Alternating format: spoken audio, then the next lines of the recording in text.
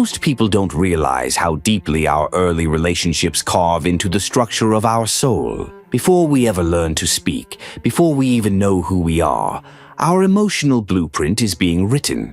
Not with words, but with the rhythm of touch, the echo of presence, the silence between cries and comfort. And when those early bonds are broken or inconsistent, when love feels unreliable or conditional, something inside us quietly fractures. You carry that fracture. Even if you smile and function and build a life, there's a hollow place within you that waits. It waits for someone to come close enough to finally fill the void. But no one ever really does. Not because people don't care, but because you're not really present. You're scanning for danger, bracing for abandonment, watching for signs that the connection will disappear, just like it did before you could understand why. This is the unseen inheritance of anxious attachment, a psychic wound rooted in the loss of safety, in the absence of attuned love. And it doesn't just sit quietly in the background, it bleeds into everything, into how you love, how you react, how you cling when someone pulls away, how you beg for closeness while secretly expecting rejection. You chase, even when it hurts. You hold on, even when you should walk away. Because the thought of losing someone feels like losing yourself. And what's cruel is how unconscious it all is. You think you're just too sensitive or too intense, but underneath that intensity is a terrified child whose emotional needs were unmet. A child who learned that love means anxiety, that closeness is always at risk, that peace is temporary and affection is a test you can fail. So now, even as an adult, you carry that child into your relationships. And when someone withdraws, when they go cold or silent, it doesn't just hurt. It reopens the original wound. It reenacts the same emotional abandonment that shaped your psyche. And here's where it gets even more complex. The person you're so obsessed with isn't really them. It's not their voice or their personality or their jokes. It's what they symbolize. You've projected something sacred onto them, something archetypal. They've become the missing piece, the fantasy of healing, the illusion of wholeness. You're not just longing for them. You're longing for the parent you never had, the emotional home you never felt, the soothing you were denied. This is why it feels so irrational, why you can't just move on, because it's not about them. It's about what they awaken in you. They've become the mirror of your deepest longing, the emotional surrogate for your unmet needs. And when they pull away, even slightly, it reactivates the trauma. You feel abandoned all over again, not just in the present, but across time. The wound collapses past and present into one unbearable moment, and you spiral. That's why you panic, why you text and overthink and lose your dignity chasing answers. You're not trying to manipulate. You're trying to survive. You're trying to protect the fragile bond that gives your nervous system a sense of regulation. Without it, you feel unsafe, fragmented, untethered, like you're falling into a void no one else can see. And here's the tragic irony. The more anxiously you attach, the more you often attract the emotionally avoidant. Those who withdraw when closeness increases, who see your need for reassurance as too much. And that dynamic, that dance between the anxious and the avoidant, creates the perfect storm. You're starving for connection. They're terrified of being consumed, so every time you reach for them, they retreat. And every time they retreat, you panic. You become more desperate, more reactive, more emotionally volatile. And it confirms their fear that intimacy is dangerous.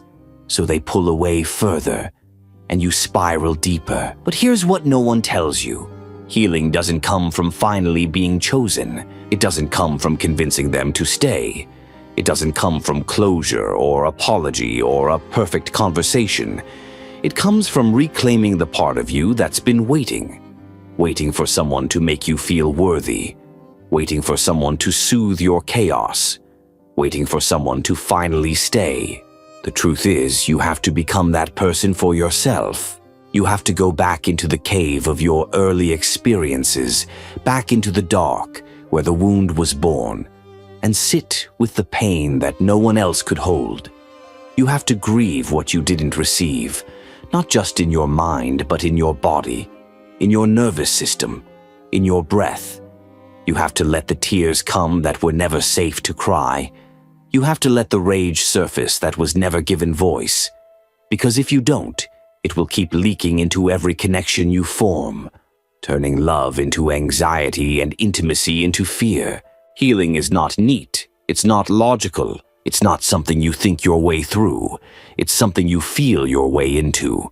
It's about learning to stay with the discomfort instead of running from it, to witness your own spiral without identifying with it, to hold yourself when no one else can, to stop outsourcing your sense of worth to people who were never responsible for your original wound.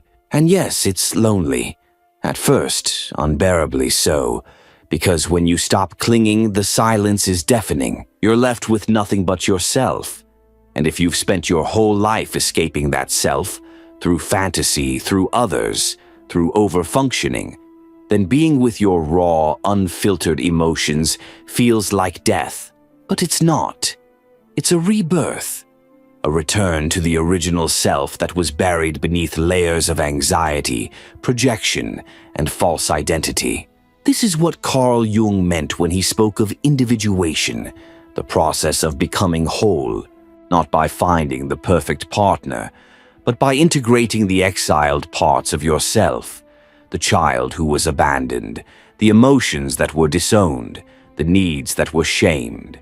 It's a journey inward, not outward, a descent, not an escape. And slowly, something shifts. You begin to see the person you were obsessing over with clearer eyes. You see that it wasn't love. It was a trauma bond, an attempt to resolve the past through the present. And you stop romanticizing their silence. You stop chasing their approval.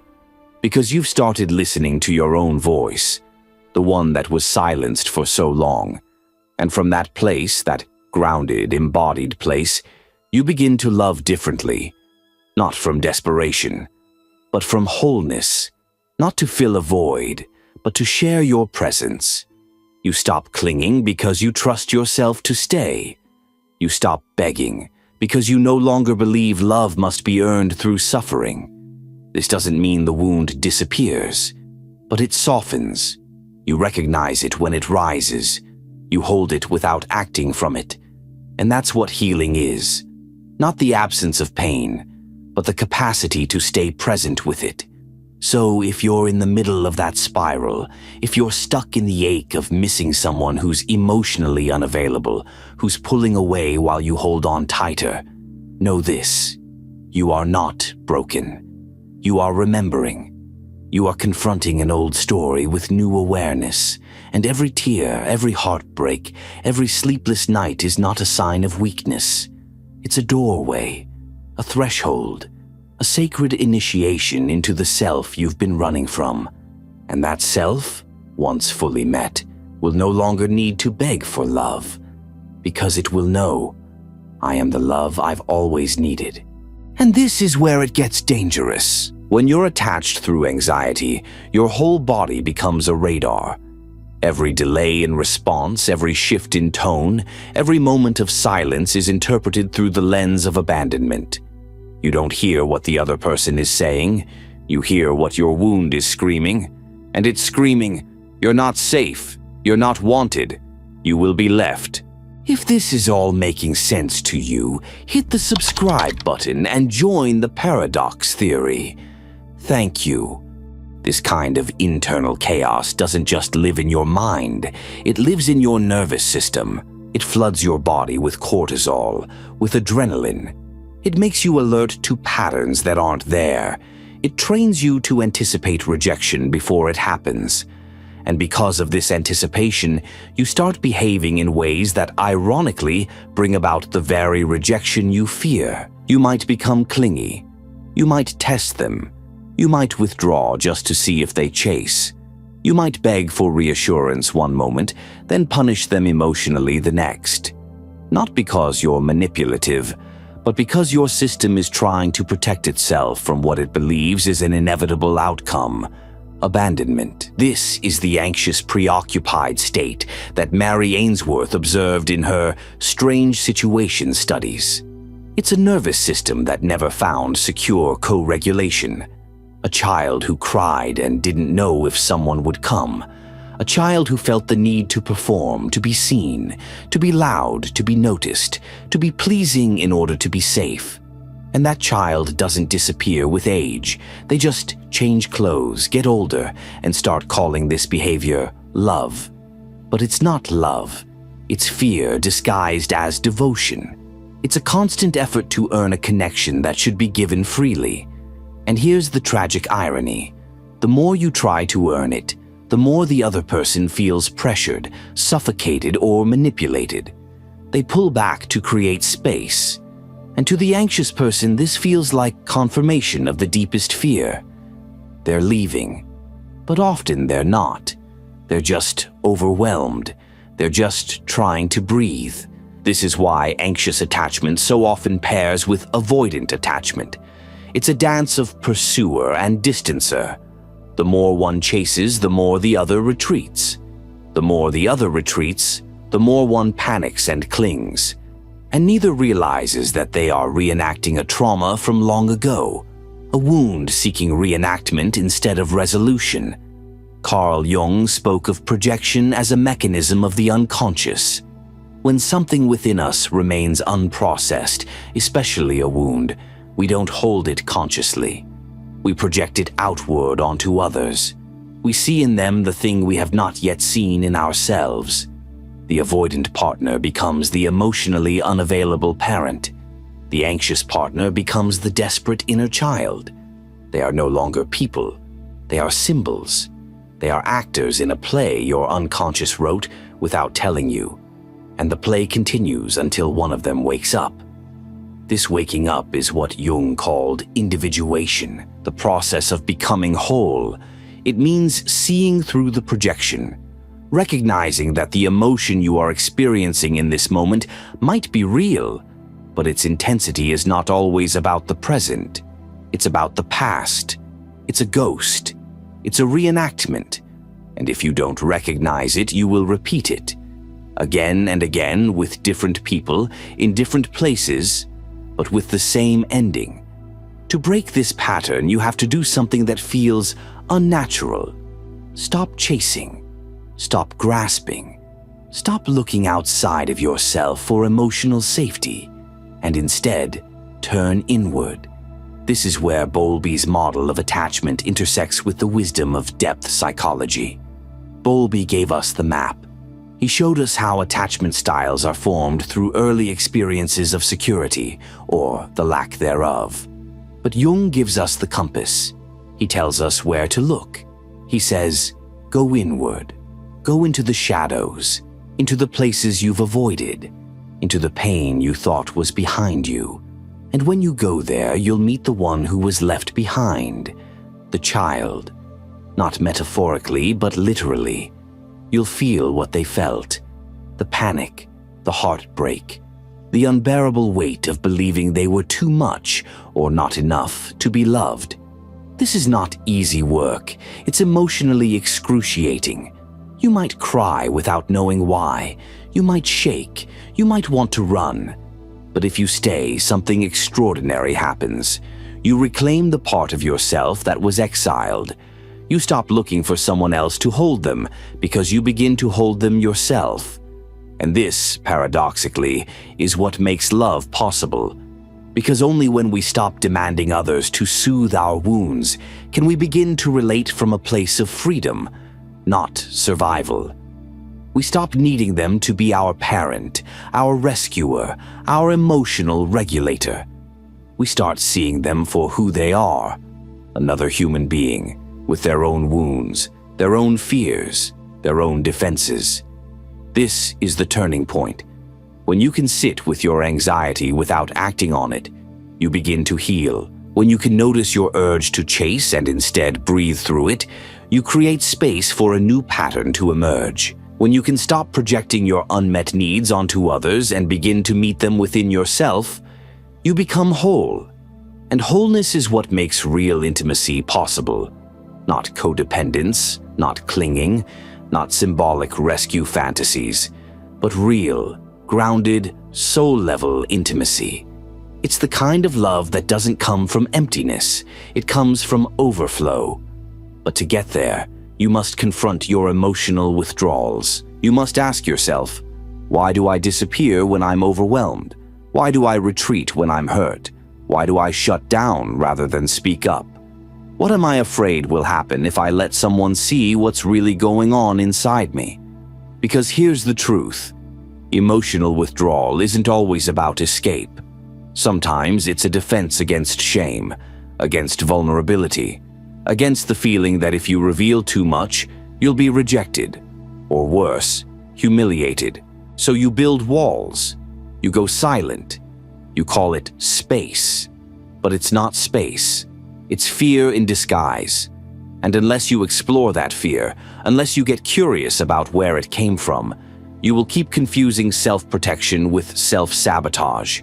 Mahler's theory of separation individuation adds another layer of insight here. According to her, children go through a necessary developmental stage where they must learn to separate psychologically from their caregivers to form an individual identity. But if this stage is disrupted, if the child is shamed for becoming separate or punished for asserting themselves, they internalize a dangerous belief. My autonomy threatens connection, and so, in adulthood, they struggle. They want closeness but fear engulfment. They want independence but fear abandonment.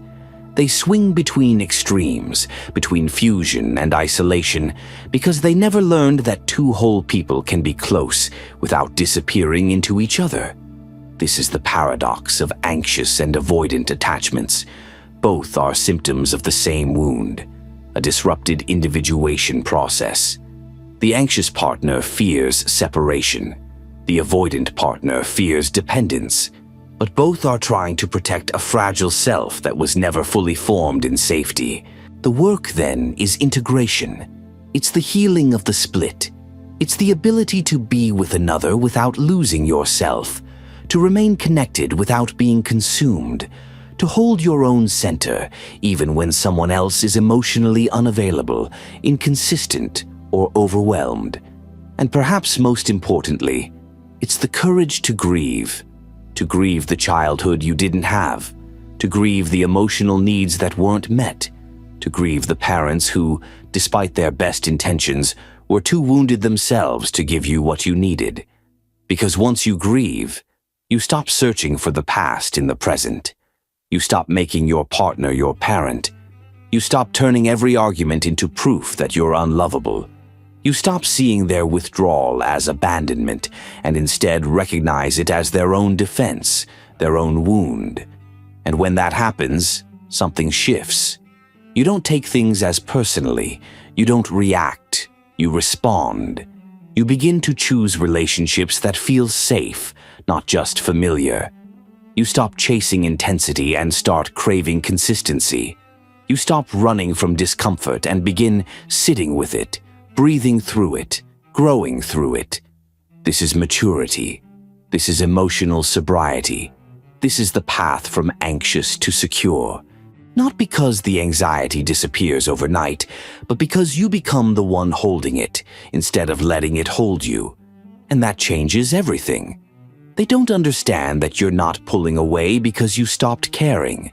You're pulling away because something inside you is quietly collapsing. And the worst part is, you don't even want to leave. You're hoping they'll reach for you, that they'll notice the silence and finally say, the one thing your inner child never got to hear, I see you, and I'm not going anywhere. But the anxious heart is always waiting for a rescue that never comes. When someone with an anxious attachment style falls for someone avoidant, it's not just love. It's a psychological reenactment. The anxious partner reaches out, needing closeness, validation, security. The avoidant partner, overwhelmed by intimacy, retreats, needing distance, space, autonomy. And the cycle begins. Each person feels misunderstood, One feels abandoned, the other feels smothered. But neither sees that they're playing out childhood scripts written decades ago. Dr. Amir Levine describes it best in Attached. The anxious person constantly scans the relationship for signs of disconnection, while the avoidant partner minimizes emotional cues to maintain independence. What looks like neediness to the avoidant is actually fear. What looks like coldness to the anxious is actually self-protection. Jung would say these relationships are magnetized by shadow work. Each partner carries what the other suppresses. The anxious partner externalizes need, openly craving connection. The avoidant partner represses need, denying their own vulnerability. So the anxious one says, "Love me." The avoidant one says, "Don't control me." And so must we. Before you go, I want to hear from you. Share your thoughts in the comments. I'd love to read your experiences and reflections. And if this message resonated with you, make sure to subscribe. It's important, much more than you imagine. And trust me, the journey we're on together is just getting started. The next videos are going to go even deeper, so stick around. You won't want to miss what's coming next. See you soon.